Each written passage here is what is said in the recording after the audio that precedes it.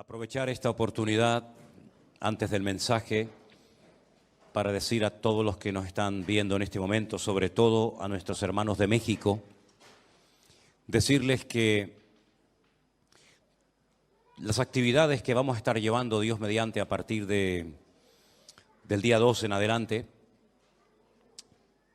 se tienen que anotar para poder asistir tanto a la iglesia Emmanuel, donde han ampliado el aforo a 700 personas, y a las cenas que vamos a tener lugar en diferentes lugares. Hermanos, todo ya se ha completado, ya no hay más espacio.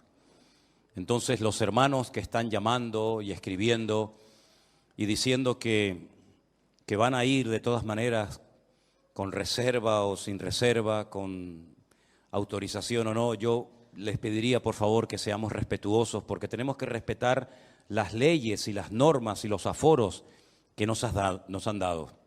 La iglesia Manuel, que nos la han prestado, en principio nos había dicho que podíamos meter 500 personas.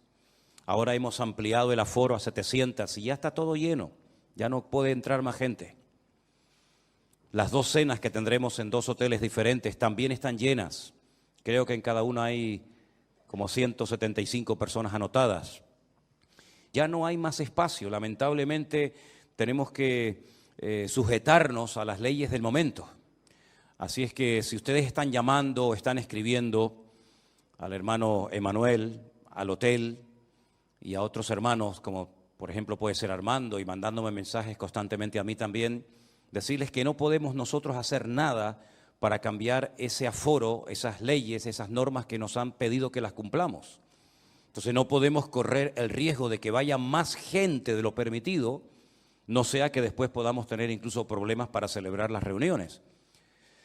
Yo sé que hay gente incluso que me ha dicho, bueno, aunque yo no tenga permiso para ir, yo voy a ir y esperamos fuera. Hermanos, seamos respetuosos y seamos conscientes de que en este momento no se puede meter más gente de la que ya estamos metiendo. Quiero decir esto sobre todo a los hermanos de México y de otros países, como Estados Unidos y otros países cercanos, que me dicen que quieren ir familias enteras a los cultos, a las reuniones. Bueno, hermanos, esto es lo que hay y a mí no me queda más remedio que sujetarme a las normas y a las leyes de cada país, y por eso no hay más capacidad, sino no hay otra explicación. No podemos hacer más de lo que ya estamos haciendo. Pensábamos que íbamos a tardar muchísimo tiempo en poder cubrir todas esas plazas, pero para sorpresa nuestra, todas se han cubierto, todas se han cubierto. Yo no sé si mañana el pastor de la iglesia Manuel o las autoridades de México, de aquí a unos días, abren más la mano para que vaya más gente, pero de momento esto es lo que hay. De momento no puede asistir más gente a los cultos. ¿Sí? Es increíble, ¿no? Tener que decir a la gente que no pueden venir a los cultos, ¿no? Pero es lo que toca y confiamos de que el Señor nos ayude a todos a entender que bueno, que esta es la realidad en la que estamos viviendo actualmente y que no podemos hacer otra cosa. Amén, hermanos. Pido por favor a los hermanos desde ya, a los que están aquí, a los que nos están viendo también, que estén orando para que el Señor nos ayude y nos dé mucha sabiduría y sobre todo mucha fuerza para poder cumplir con todos los compromisos. El cambio horario va a ser brutal.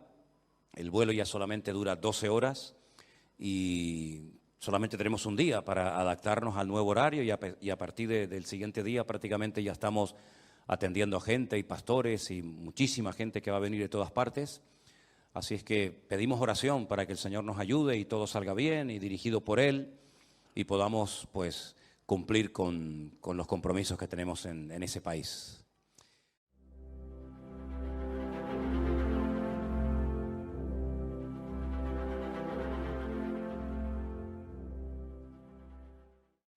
Quisiera que en esta tarde hiciéramos una breve oración antes del mensaje que voy a compartir con ustedes, pidiéndole al Señor que nos hable a nuestros corazones y que podamos salir de aquí fortalecidos y renovados en la fe y que el Señor hable a nuestras vidas como nos tiene acostumbrados. Amén, hermanos.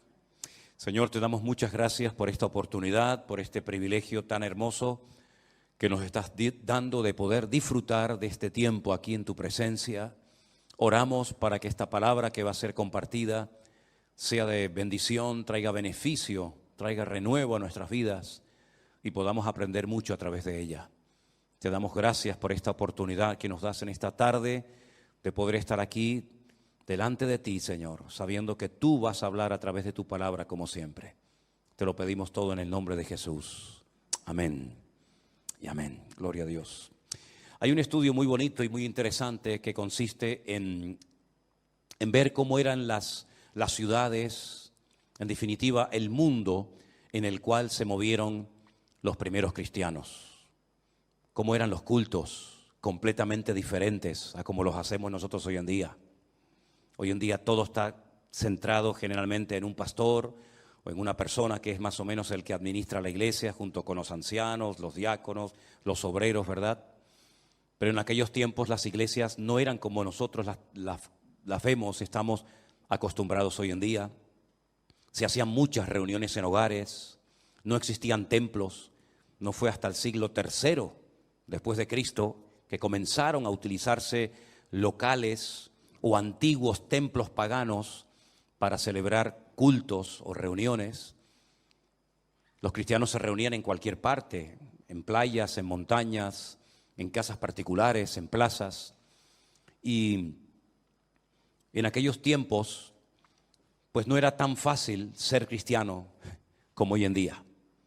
Si estudiamos, por ejemplo, cómo vivían los griegos, cómo vivían los romanos, cuáles eran sus costumbres, los principios, entre comillas, que tenían, qué religiones practicaban en aquellos tiempos aquella gente, cómo se desplazaban la gente de un país a otro, los medios de comunicación que existían. Es realmente un estudio muy interesante, ¿verdad? Ver cómo a veces se llegaba a un lugar donde prácticamente no había nadie y poco a poco se iba formando un pequeño pueblo, después una ciudad y así sucesivamente. Pero hay una ciudad que yo la llamo la Gomorra, la Sodoma y Gomorra de los tiempos apostólicos o de los tiempos del apóstol Pablo. Y es sin lugar a dudas la ciudad de Corinto. La ciudad de Corinto está aproximadamente a unos 75 kilómetros de Atenas. Y es una ciudad, o era una ciudad muy interesante porque era una ciudad muy comercial. Habían construido un pequeño canal, ¿verdad?, que unía una parte del mar con otra. Y era un lugar frecuentado por muchísimos comerciantes. Y como estos comerciantes eran de diferentes nacionalidades y tenían diferentes costumbres religiosas, pues toda la ciudad de Corinto estaba plagada de templos paganos. Allí se adoraba a todo. La ciudad de Corinto tenía una acrópolis. La palabra acrópolis es ciudad elevada. Era algo muy común en aquella época.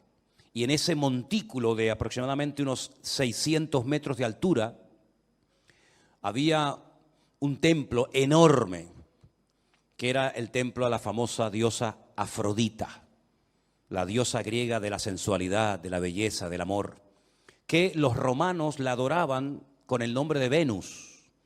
Y los efesios la adoraban con el nombre de Diana o también Artemisa. Y siglos más tarde, la misma imagen, pero con un niño en brazos, se le cambió el nombre y se le puso María.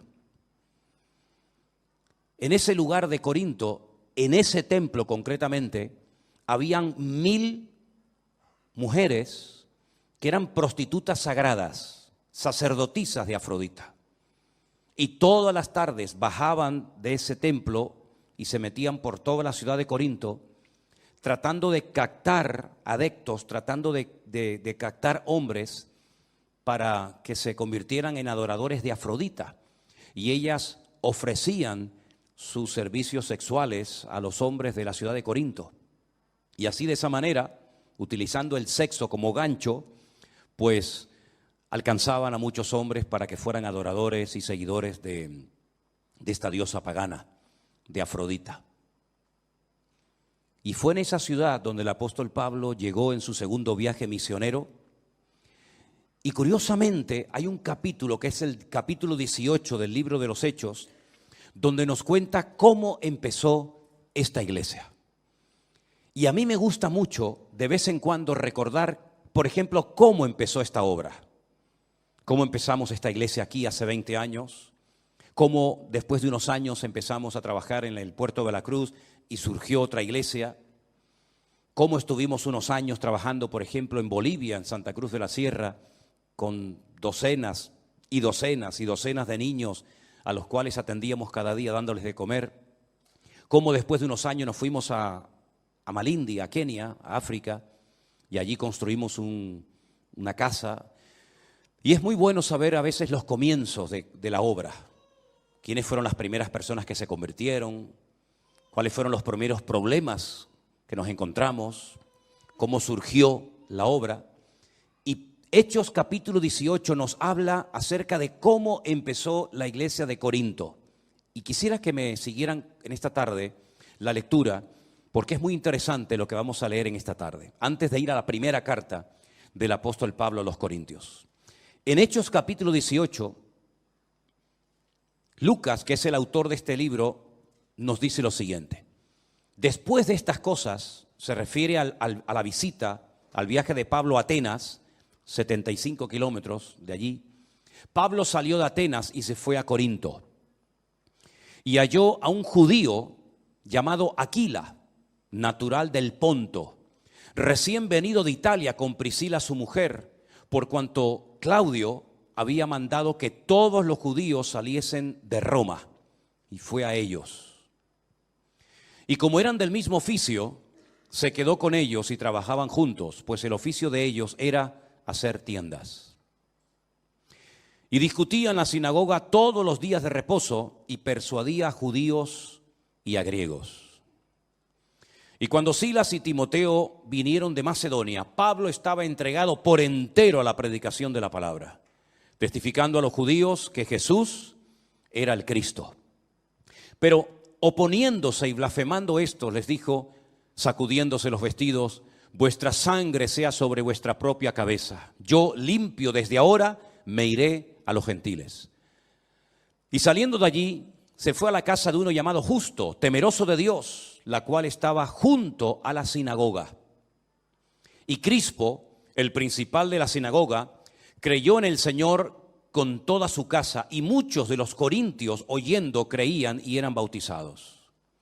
Entonces el Señor dijo a Pablo en visión de noche, no temas, sino habla y no calles, porque yo estoy contigo, y ninguno pondrá sobre ti la mano para hacerte mal, porque yo tengo mucho pueblo en esta ciudad. Se detuvo allí 1 año y 6 meses, enseñándoles la palabra de Dios. Pero siendo Galión procónsul de Acaya, los judíos se levantaron de común acuerdo contra Pablo y le llevaron al tribunal, diciendo, este persuade a hombres a honrar a Dios contra la ley. Y al comenzar Pablo a hablar, Galión le dijo a los judíos, si fuera algún agravio o algún crimen enorme, oh judíos, conforme a derecho, yo os toleraría. Pero si son cuestiones de palabras y de nombres y de vuestra ley, vedlo vosotros, porque yo no quiero ser juez de estas cosas. Y los echó del tribunal. Entonces los griegos, apoderándose de Sóstenes, principal de la sinagoga, le golpeaban delante del tribunal, pero a Galión nada le daba de ello. Entonces los griegos, apoderándose de Sóstenes, principal de los hermanos, apoderándose de principal de la sinagoga, le golpeaban delante del tribunal, pero a Galión nada le daba de ello. Versículo 18 dice así. Mas Pablo, habiéndose detenido aún muchos días allí, después de despedir a los hermanos, navegó a Siria y con él Priscila y Aquila, habiéndose rapado la cabeza en Cencrea porque tenía hecho un voto. Llegó a Éfeso y los dejó allí, y entrando en la sinagoga discutía con los judíos, los cuales le rogaban que se quedase con ellos por más tiempo, mas no accedió, sino que se despidió de ellos diciendo, es necesario que en todo caso yo guarde en Jerusalén la fiesta que viene, pero otra vez volveré a vosotros si Dios quiere, y zarpó de Éfeso. 18 meses ininterrumpidos estuvo el apóstol Pablo en esta ciudad de Corinto. Allí conoció a Priscila, Aquila, un matrimonio que le apoyó muchísimo durante su ministerio, y después, como hemos leído, vino Timoteo y también Silas, y estas personas junto con él y probablemente otros más le ayudaron a fundar la iglesia de Corinto. La iglesia de Corinto tenía muchas particularidades. No fue una iglesia fácil. Como 3 o 4 años después de haber estado trabajando allí, le llega un informe al apóstol Pablo diciéndole que la iglesia está llena de problemas. Muchos hermanos se habían peleado los unos con los otros, se habían formado distintos grupos y la iglesia estaba realmente siendo afectada por el mundo. En vez de ellos afectar al mundo y a la sociedad corrompida de Corinto, estaba ocurriendo más bien todo lo contrario. La atmósfera espiritual, el ambiente de la ciudad de Corinto, una ciudad de una promiscuidad sexual brutal, una ciudad de carnalidad. Fíjense hasta qué punto que en las obras de teatro de la comedia griega, cuando se quería utilizar la palabra borracho, no se utilizaba directamente la palabra borracho, sino que se decía, este es un corintio, porque era sinónimo de una persona atrapada y dominada por el alcohol. Era una ciudad pervertida, ya digo, era la Sodoma y Gomorra del Nuevo Testamento. Y allí el apóstol Pablo se afincó durante 18 largos meses para predicar la palabra de Dios y nació esta iglesia. Y ya digo, como 3 o 4 años más tarde le escribe una primera carta donde él responde a una serie de preguntas que los hermanos le están haciendo. Por ejemplo, en el capítulo 7 de Primera de Corintios le están haciendo preguntas acerca del matrimonio. Le dicen a Pablo, bueno, y si mi marido no es convertido y yo sí lo soy, ¿qué hago? ¿Me separo? ¿Me divorcio? ¿Sigo con él? Entonces Pablo en el capítulo 7 de Primera de Corintios le da instrucciones concretas y específicas a las mujeres que tienen maridos inconversos o a los maridos que tienen esposas inconversas y que además tenían hijos. Y él les responde en todo un capítulo a esas preguntas. Le preguntan también acerca del tema de la comida, porque como les acabo de decir, en la ciudad de Corinto había muchos templos, a Apolos, a Afrodita, a todas las divinidades habidas y por haber, y lo que hacían es que llevaban las vacas, llevaban los animales, los sacrificaban, los mataban delante de esos ídolos, en esos templos, y luego vendían esa carne en las carnicerías para que la gente comiera de ellos. Entonces los cristianos decían, está bien que nosotros comamos carne que ha sido por la mañana sacrificada, por ejemplo, a uno de los tantos ídolos de la ciudad. ¿Podemos comprar esas carnes a esa gente y comer de ella? Entonces Pablo, por ejemplo, en el capítulo 8 de Primera de Corintios les dice lo que tienen que hacer acerca de la carne que previamente había sido sacrificada a los ídolos. También hay muchas preguntas que le hacen al apóstol Pablo acerca de cómo moverse, cómo saber el don espiritual que uno tiene. El apóstol Pablo dedica 2 capítulos muy interesantes, por cierto, el 12 y el 14 de Primera de Corintios para traer luz y para aclarar cuáles son los dones del Espíritu Santo y cómo se tienen que ejercer ordenadamente en la iglesia. Les dije en una ocasión, ¿se acuerdan?, que hay 2 listas en la Biblia acerca de los dones del Espíritu Santo. Romanos capítulo 12 y en Primera de Corintios capítulo 12. Él menciona 9. Y él dice que los dones del Espíritu Santo tienen que ser administrados con orden. Las personas que se levantaban para traer una palabra a la iglesia, tenía que haber un orden. No podían hablar todos al mismo tiempo. Por ejemplo, en el capítulo 14 él habla acerca de cómo ejercer correctamente el don de hablar en otras lenguas con la correspondiente interpretación, porque había un desorden, un caos dentro de la iglesia, hasta el punto que Pablo dice, cualquier inconverso que entre a vuestras congregaciones van a pensar que estáis locos, van a pensar que estáis locos, porque nosotros no nos reunimos para hablar en lenguas, pero si se hablan lenguas en la iglesia, tiene que ser con este orden que él establece en la iglesia de Corinto, ¿verdad? Y si alguien dice, no, es que no puedo evitar hablar en lengua, no puedo evitar hacer esto o aquello, Pablo dice, no. En nuestras iglesias esa no es nuestra costumbre. Eso no es lo que yo enseño ni en Corinto, ni en Tesalónica, ni en Éfeso, ni en Colosas. En nuestras iglesias tiene que imperar y reinar el orden y la paz, no la confusión. Porque todo lo que Dios hace, lo hace en orden, para traer edificación, para traer exhortación, para traer aliento a la iglesia y no para traer confusión y muchísimo menos para crear un mal testimonio en la ciudad. Entonces él establece un orden y dice, y el espíritu de los profetas está sujeto a los profetas, ¿verdad? Hágase todo decentemente y con orden, es la regla que el apóstol Pablo establece allí. Le hacían muchas preguntas también, sobre todo porque los griegos no creían que la gente podía resucitar. Desen cuenta que cuando Pablo viene, por ejemplo, de Atenas, él se va al Areópago, donde estaban las personas que estaban siempre tratando de encontrar alguna enseñanza, alguna filosofía nueva para entretenerse realmente, ¿no?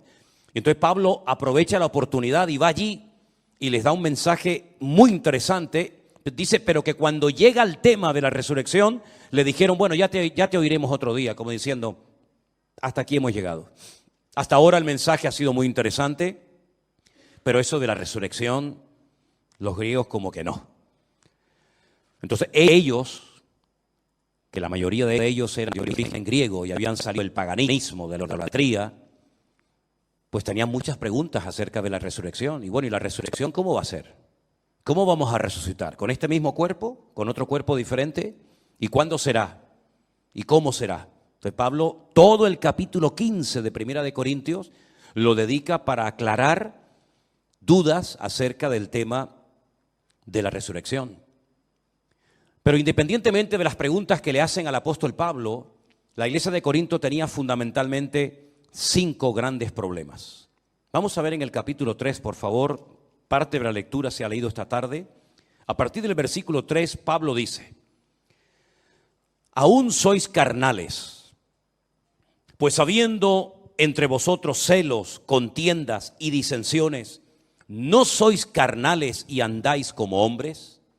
Porque diciendo el uno, yo ciertamente soy de Pablo, y el otro, yo soy de Apolos, ¿no sois carnales? ¿Qué pues es Pablo y qué pues es Apolos? Servidores por medio de los cuales habéis creído, y eso según lo que a cada uno concedió el Señor. Pablo no va a tolerar bajo ningún concepto que la iglesia internamente se divida en grupos, unos a favor de unos, otros a favor de otro, en contra de otro, sino que Pablo dice, mira, el Señor a mí me utilizó para sembrar la iglesia en la ciudad.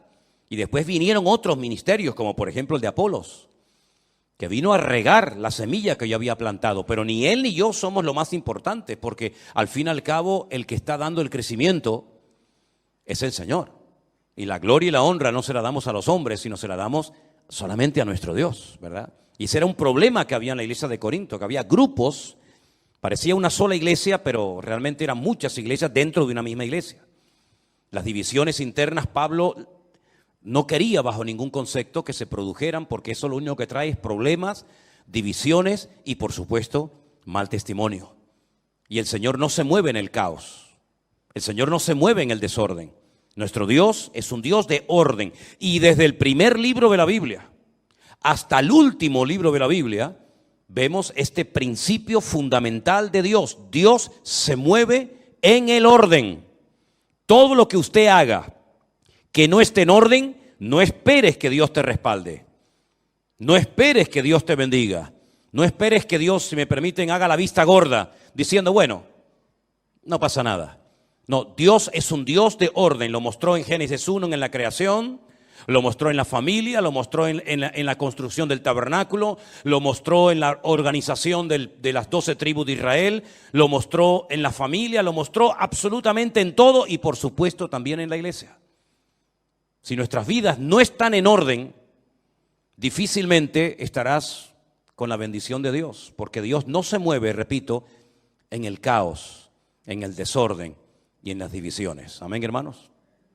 Ese era un gran problema que tenía la iglesia de Corinto. Y es un problema que tienen muchas iglesias hoy en día, que están divididas por falta de enseñanza, por falta de madurez, por falta de crecimiento, fijándose en los hombres en vez de fijándose en Dios. Esa es una de las cosas que queremos desde el primer día que pisemos México, cuando Dios nos permita llegar allí, dejar bien claro que la gloria y la honra se la tenemos que dar única y exclusivamente al Señor. Y del hombre yo no espero nada, pero de mi Dios lo espero absolutamente todo. Y hay de aquellos que pongan su mirada en los hombres, porque lo único que se van a llevar son desilusiones. Otro problema que había en la iglesia, que se menciona en el capítulo 5, es incesto. En el capítulo 5, a partir del verso 1, dice: se oye que hay entre vosotros fornicación, y tal fornicación cual ni aún se nombra entre los gentiles, tanto que alguno tiene la mujer de su padre.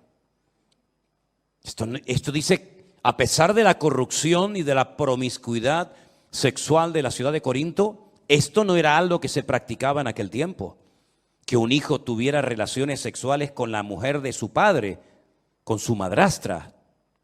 Y este hombre venía a la iglesia y se congregaba como uno más. Y cuando a Pablo le informan de esto, dice: ustedes están envanecidos. ¿No deberíais más bien haberos lamentado para que fuese quitado de medio de vosotros el que cometió tal acción? Ciertamente yo, como ausente en cuerpo, pero presente en espíritu, ya como presente he juzgado al que tal cosa ha hecho. En el nombre de nuestro Señor Jesucristo, reuníos vosotros y mi espíritu con el poder del Señor Jesucristo, y el tal sea entregado a Satanás para la destrucción de la carne, a fin de que el espíritu sea salvo en el día del Señor Jesús.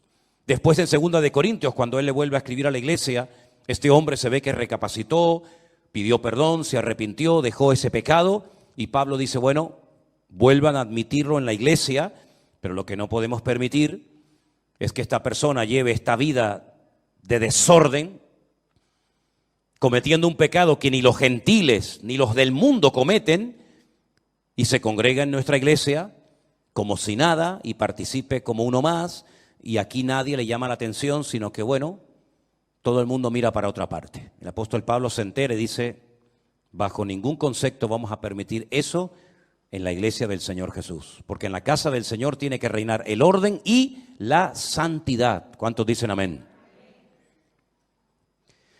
También había problemas entre hermanos. Capítulo 6, versículo 1 dice: ¿osa alguno de vosotros, cuando tiene algo contra otro, ir a juicio delante de los injustos y no delante de los santos? ¿No sabéis que los santos han de juzgar al mundo? Y si el mundo ha de ser juzgado por vosotros, ¿sois indignos de juzgar cosas muy pequeñas? ¿O no sabéis que hemos de juzgar a los ángeles? ¿Cuánto más las cosas de esta vida? Si pues tenéis juicios sobre cosas de esta vida, ¿ponéis para juzgar a los que son de menor estima en la iglesia? Hermanos que se denunciaban, iban a los tribunales, iban a los jueces, a las autoridades del mundo para arreglar sus problemas, que tenían que haberlo arreglado con la bendición y con la paz del Señor, en oración, con un buen espíritu, con una buena actitud. Se denunciaban los hermanos, y claro, imagínate los del mundo, los de afuera, cuando se enteraban que había problemas entre los hermanos, y se denunciaban los unos a los otros. Y Pablo utiliza el argumento de decir: sí, nosotros los hijos de Dios, que vamos a juzgar a los ángeles, que vamos a juzgar al mundo juntamente con el Señor, resulta que tienen que recurrir a los inconversos para que los inconversos les solucionen los problemas a ustedes como cristianos. ¿Pero qué están haciendo? Ese problema también lo había en la iglesia de Corinto. Pero como muchos habían salido del paganismo, como muchos habían dejado la idolatría, muchas hermanas de la iglesia habían ejercido antaño la prostitución, de ahí que les pida que se cubran y se pongan un velo, porque aquellas 1000 jovencitas, ¿se acuerdan? Aquellas 1000 sacerdotisas del templo de Afrodita, sí, eran prostitutas, pero ¿cómo se diferenciaban estas mujeres de una mujer normal de Corinto, que vestían con unos peinados y con unas ropas tremendas? Pues porque eran calvas, les habían rapado completamente la cabeza. Y cuando tú veías a estas jóvenes por las calles con su pelo rapado, no es que tuvieran una enfermedad que se les caía el pelo, sino que era un voto que habían hecho, ¿verdad?, de raparse el pelo para dedicar sus cuerpos por entero a la prostitución sagrada, dándole culto a Afrodita, ¿verdad? Y entonces muchos de los hombres de la iglesia habían estado con esas mujeres, y esas mujeres ahora eran convertidas, y esos hombres ahora eran convertidos y se encontraban en los cultos y se encontraban en la iglesia. Imagínense ustedes. Porque en Corinto no había 50 iglesias, como puede haber a lo mejor en cualquier ciudad, que hay una iglesia aquí, una iglesia más allá, una bautista, una pentecostal, una anglicana, una, ¿verdad? Sino que había una sola iglesia. Y el que se convertía a Cristo tenía que ir a un solo lugar. No había un montón de iglesias, había una sola iglesia en toda la ciudad. Y ahí se encontraban, pues, prostitutas o ex prostitutas con los antiguos clientes que habían tenido. Y entonces había que poner orden dentro de la iglesia y enseñarles a los miembros a vivir esa vida nueva que ahora tenían en Cristo. Y verse los unos a los otros, no como un cliente ni como un objeto, sino como hermanos en Cristo. Y en el capítulo 5 Pablo dice: os he escrito por carta, verso 9, que no juntéis con los fornicarios. No absolutamente con los fornicarios de este mundo, con los avaros o con los ladrones o con los idólatras, pues en tal caso os sería necesario salir del mundo. Más bien os escribí que no os juntéis con ninguno que llamándose hermano, escuche esto, llamándose hermano, fuera un fornicario, un avaro, un idólatra, un maldiciente, un borracho, un ladrón. Con esa persona ni coman. Una persona que va a la iglesia, que dice que es cristiano, y es un borracho, es un ladrón, es un avaro, es un fornicario, con ese ni coman. Porque, ¿qué razón tendría yo para juzgar a los que están fuera? ¿No juzgáis vosotros a los que están dentro? Es decir, el apóstol Pablo lo que está diciendo es: miren, yo no les he dicho que ustedes no pueden hablar con gente del mundo que practican todo tipo de pecados. Yo no les he dicho eso. Si yo les hubiera dicho que no hablaran con borrachos, con prostitutas, con ladrones, con avaros, con idólatras, pues se tendrían que ir a vivir a otro planeta. Porque en la calle, en el mundo, los inconversos, los que no tienen a Cristo en su corazón, los que no han puesto su vida en orden y los que no viven en santidad, pues lógicamente están atrapados, son esclavos de uno o varios pecados de los que acabo de mencionar. El apóstol Pablo dice: no, ustedes me han interpretado mal mis palabras. Yo no les dije que no se juntaran con esas personas, porque si no se juntan, si no le hablan a esas personas, ¿cómo lo van a ganar para Cristo? Yo lo que les he dicho y la enseñanza que les he dado es esta: si hay gente en la iglesia que son idólatras, avaros, ladrones, fornicarios, etcétera, etcétera, no os juntéis con esa persona, para que no piense el mundo que se puede venir a la iglesia y seguir practicando el pecado y seguir viviendo igual que como vivíamos antes y no pasa nada.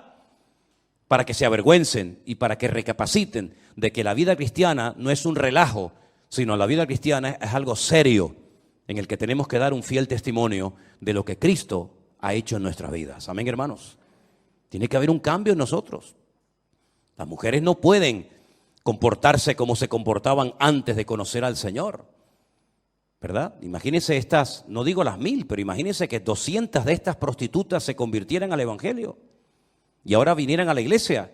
Pues habría que enseñarles a: mire, hermana, si no se puede vestir usted a partir de ahora, porque usted se vestía de esa manera para atraer y seducir a los hombres, pero ahora el objetivo no es atraer y seducir a los hombres a través de su cuerpo, sino glorificar a Dios. Por eso Él dice: presentad vuestros cuerpos en sacrificio vivo, santo, agradable a Dios, ¿verdad? Y así como antes presentabais vuestros miembros, los miembros de vuestro cuerpo para el pecado, presenten ahora esos miembros para honrar, para servir y para glorificar a Dios. Y tenían que enseñarle a vestir, a hablar, a caminar, a comportarse a esas mujeres que habían vivido pues en ese mundo. Y a los hombres que habían sido toda la vida unos mujeriegos o unos borrachos o unos idólatras, había que decirles: no, a partir de ahora ya no se puede vivir así. Nuestra forma de hablar, nuestra forma de comportarnos, nuestra forma de actuar tiene que ser completamente diferente, porque ahora no somos como los del mundo que no conocen a Cristo. Ahora somos cristianos, embajadores de Cristo. Y nuestra imagen, la imagen que tenemos que proyectar, no es la de una mujer sensual o un hombre sensual, una persona que utiliza, digamos, los atributos de su cuerpo para seducir a nadie. No, nada más lejos de la realidad. Ahora la gente tiene que mirar en nosotros un cambio, tienen que ver que ahora somos gente que ha nacido de nuevo y que nuestros apetitos, nuestros deseos, nuestros hábitos, nuestras costumbres son completamente diferentes a como éramos antes de conocer al Señor. Amén, hermanos. Por eso hay que pedirle al Señor: Señor, quítame cualquier vestigio de carne que pueda haber en mi vida. Quita de mi vida la mala mirada, la mala conversación, malos deseos, malas inclinaciones. Que el Señor limpie nuestros ojos, que el Señor limpie nuestros oídos, nuestra boca, nuestros labios, que el Señor nos cambie y nos transforme completamente de arriba abajo. para que el mundo vea que ya no somos ni la sombra de lo que éramos antes de conocer a Cristo como nuestro Señor y Salvador personal. Pablo escribe varias cartas y se pegó 18 meses de su vida en Corinto para enseñarles cómo se vive ahora nuestra nueva vida en Cristo. Porque nosotros no solamente tenemos que ser cristianos dentro de la iglesia, sino sobre todo cuando salimos de nuestros templos, cuando salimos de nuestros lugares de culto, tenemos que seguir comportándonos y hablando y viviendo y pensando y reaccionando como cristianos. Amén, hermanos. No es un disfraz, no es una chaqueta que me pongo. Me visto de cristiano, vengo el domingo a la iglesia con carita de niño bueno, con carita de niña buena, y luego salgo y soy un mujeriego, un borrachuzo, atrapado a los vicios de este mundo, enganchado a las loterías, enganchado a la pornografía, una promiscuidad sexual brutal. No, usted no ha entendido nada, amigo.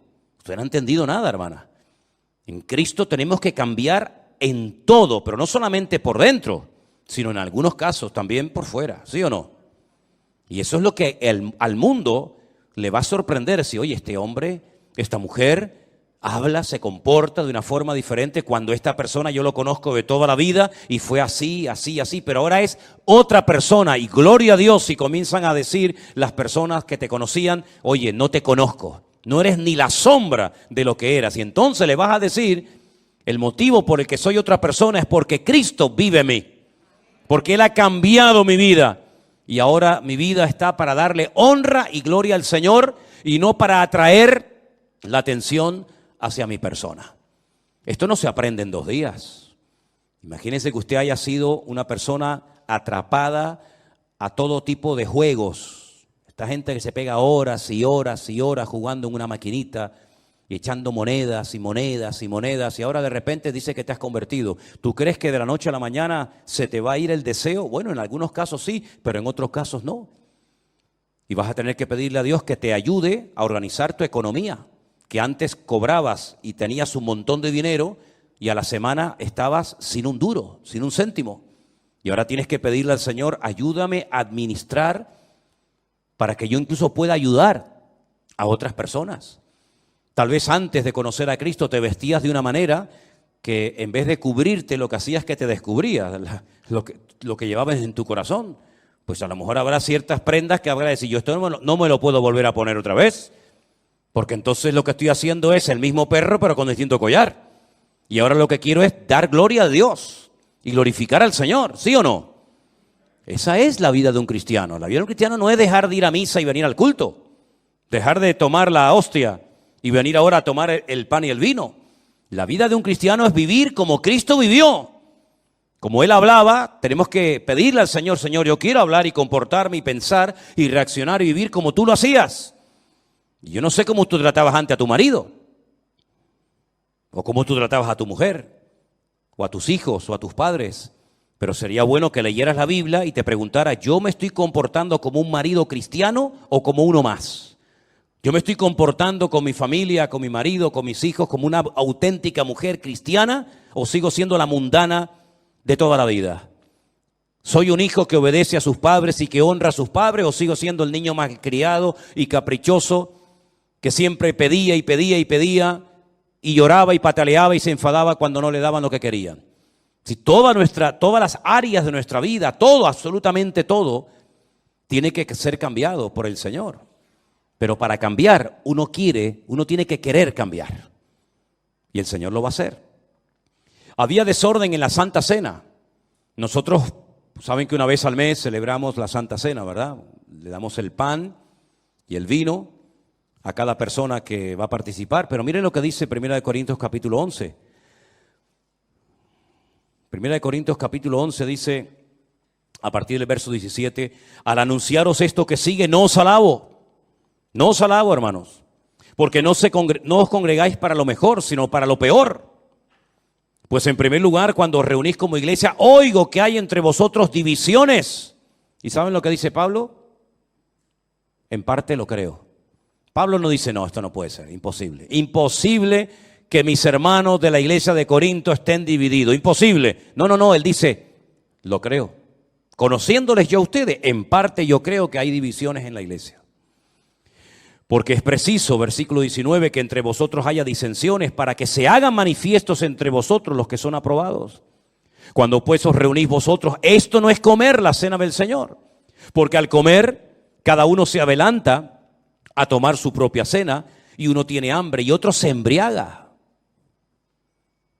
Pues ¿qué? ¿No tenéis casas en las que podáis comer y beber?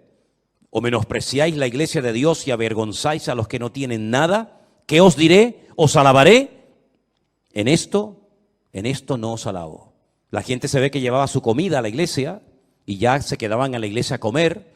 Y claro, había gente pudiente en la iglesia y gente pobre, como siempre ha habido. Gente con más y con menos capacidad económica. Y dice la Biblia que algunas personas tenían hambre y se iban hambrientos de la iglesia. Y otras personas tenían tanta abundancia de comida y de bebida que hasta se emborrachaban dentro de la iglesia, dentro de los cultos, del lugar donde se habían decidido congregar.